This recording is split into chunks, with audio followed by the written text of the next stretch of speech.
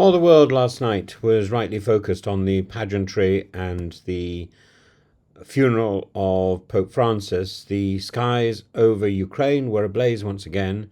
Russia launched 149 drones against Ukraine's battered cities. 57 were intercepted, another 67 jammed. Yet despite these heroic defences, at least 4 civilians died and dozens more were wounded. Whole communities such as Pavlograd, Zhytomyr, Odessa, Donetsk and Kherson endured yet another night of terror. The fresh assault came just hours after the United States President Trump met Ukrainian President Zelensky in Rome, and it was the first time they'd spoken face-to-face since the disastrous Oval Office encounter earlier this year. And yet the pattern remains the same. Hopeful words from Ukraine, hollow assurances from Trump, and immediate betrayal by Putin, who unleashed death upon civilian populations without hesitation. Trump, in a moment of unusual lucidity, posted afterwards there was no reason for Putin to be shooting missiles into civilian areas. It makes me think he doesn't want to stop the war. One wonders, of course, how long it took for such an obvious truth to penetrate.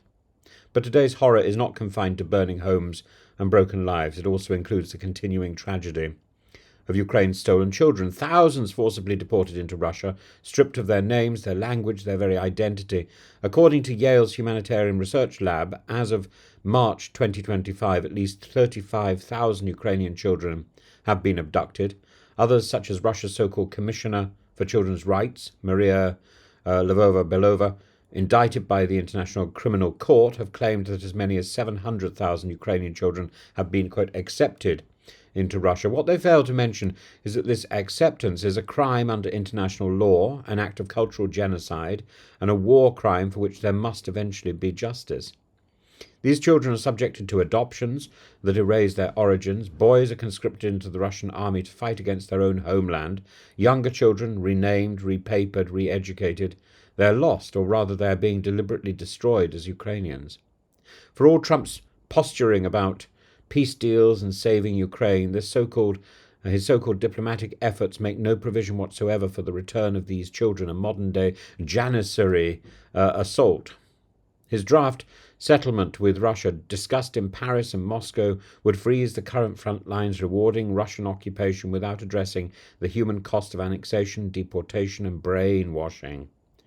And worse, this grotesque peace proposal demands Ukrainian recognition of Crimea as Russian territory, forbids Ukraine from joining NATO, grants Russia a de facto control over territories it seized by brute force, all in exchange for a vague promise of an end to the fighting. And the children? Forgotten, erased, no mention, no conditions, no rescue.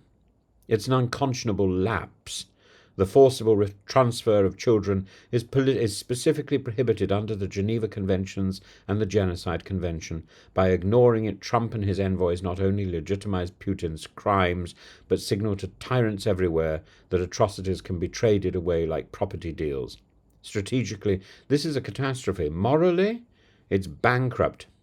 And it doesn't make it any better that for a short period, Trump closed down the Yale activity.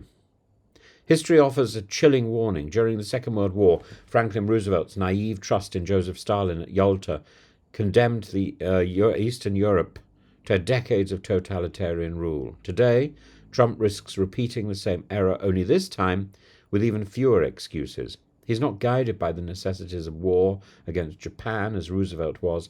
He's guided by self-interest, vanity, and transactional politics. Meanwhile, Putin delays, deceives, digs in, knowing that with every passing month Western divisions widen and Ukraine's suffering deepens. The children cannot move on, the murdered cannot accept compromise, the stolen cannot be bartered away. To accept Putin's terms would be to betray every principle of international law, every hope of justice, every last Ukrainian soul who has endured this war with unspeakable courage.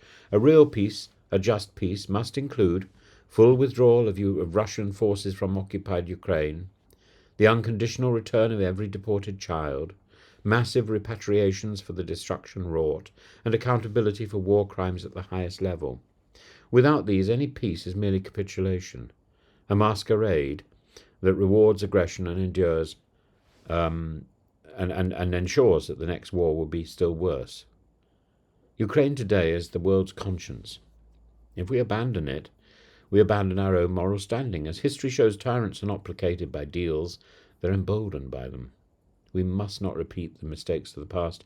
We must not abandon Ukraine's stolen children to their fate. Not in our time, not again.